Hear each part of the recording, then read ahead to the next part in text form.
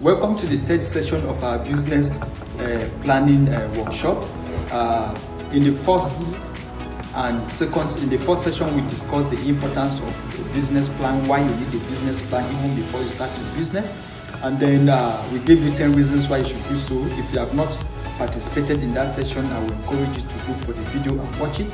And then number 2 is in session 2, we look at the structure of a business plan and the executive summary, which is the first session of the business plan. Now, in this session 3, we want to look at the second session of the business plan, which is what the business description. Now, in the business description is where you have the time to describe the business in details. You're able to describe the business in detail. You state your vision, you state your mission, where you have what you call your mission statement, your vision statement, your goals, your objectives, your long-term goal, your short-term goal, and then your legal structure, why you choose that particular legal structure, whether it is sole proprietorship or business name registration or it is a limited liability company, whichever structure you choose, you have the opportunity to explain in details. These things are things that will still be captured in your executive summary, because like we mentioned, the executive summary is the summary of the entire business plan. But in your business structure, in your business description, you are able to provide details of everything that pertains to the business. So what are the step-by-step processes that you need to follow to be able to develop a description for your business? Again, this session of a business is going to be written in paragraphs. And you are going to have about 6 paragraphs, just like your executive summary, except that what is required in this session now is a bit detailed than what you had in your executive summary. So now let's go into it. Now, paragraph 1. In your paragraph 1, you are going to state again the business name, the location, and then the type of the business. Is it a retail business? Is it a service-based business? Or is it a manufacturing business? You understand? So you need to state this, and maybe other kinds of businesses, that whatever kind of business it is, you need to state it categorically and make it clear. And then secondly, you need to state the legal structure. And also, e.g., is it a sole proprietorship? Is it a partnership? Is it a limited liability company? You need to be able to state it, and also state a supportive reason why that structure, why you think that structure is the best for your business. Now, if you have done these 2 things that I just mentioned now, you are done with paragraph 1. Then in paragraph 2, we are going to explain what the business does and the product or services that it offers.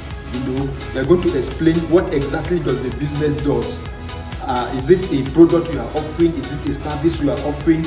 And what are the product in specific? And most times you may have more than one product that you are offering. So you need to be able to identify and also state how you go about making it available. Then state your unique selling proposition. Again, you are going to state your USP, your unique selling proposition. Now, if you have done this, then you are done with paragraph 2.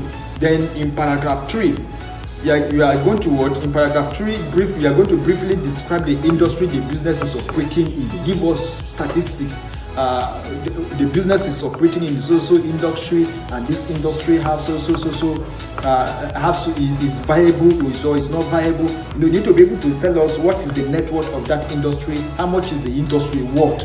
You understand? We are going to see it in the example that we will give you at the end of this video. The third paragraph, again, you are going to identify key trends and opportunities within the market or within that industry.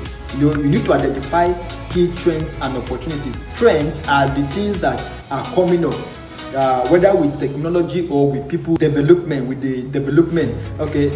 In 3 years' time, in 2 years' time, in 1 year's time, this is what this industry is going to require, and we are structuring our business to be able to deliver this by that time. In 1 month's time, this is what is going to be required in this industry. That is what we call a trends in the market. Then the opportunities in the market, of course, once you have trends, you have opportunities, right? Trends could also mean a downsizing for a business, for example, and extinction of a particular product because of a trend or because of an invention that have come into the market. A particular product is no longer needed and it's no longer viable. So you need to be able to identify these things. You need to be able to say, okay, so time to so time. Now you are beginning to see the reason why business plan is very, very important, right? Yes, that is it. So you're able to identify the trends, you're able to identify things that will happen that will impact your productivity as a business and the operational framework of the business. Lastly, in paragraph 3, you are going to highlight your target market and the needs your businesses addresses. What are the things your businesses addresses, and then who are your target market? You need to be able to, your target market are the people you want to target, the people you want to buy, you want them to buy from you. These are what we call your target market. Then in paragraph 4, you are going to state the short-term and the long-term goal or objective of the business.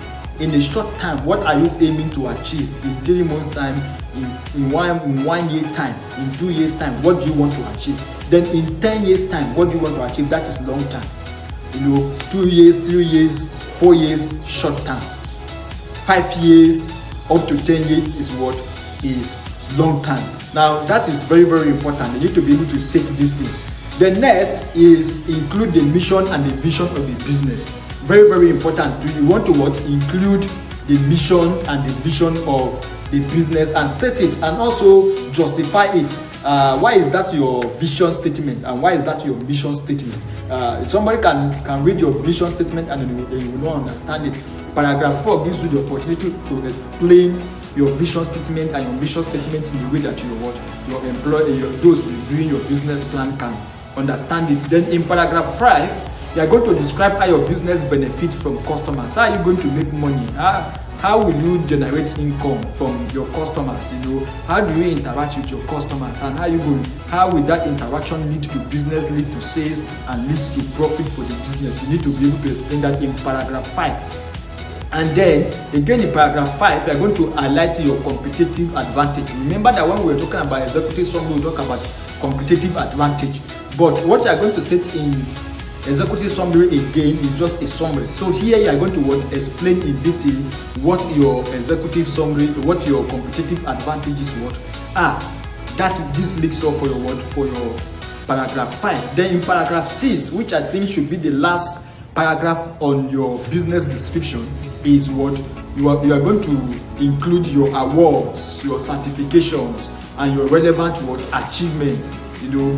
This is like the closing paragraph for the business description, and you want to be able to please whoever that is going through that document by stating the awards that you have earned, whether as a business or as an individual entrepreneur who have been rendering services in that particular area. It is likely that before you start this particular business, you have been working in a company that renders similar services, right?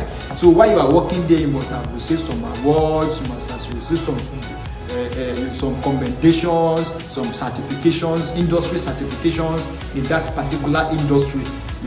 So you need to be able to state these things so that whoever that wants to do business with you will know that yes, he's doing business with a professional and somebody knows what he's doing. If you have made some achievements or some milestones also, you have to state it. Then last thing you need to show is to showcase your early successes, like securing funding or partnership. What have you achieved so far in the life cycle of the business? What have you been able to achieve? You need to state the things that you have been able to achieve in paragraph 6. Thank you very much for participating in this session. Don't forget that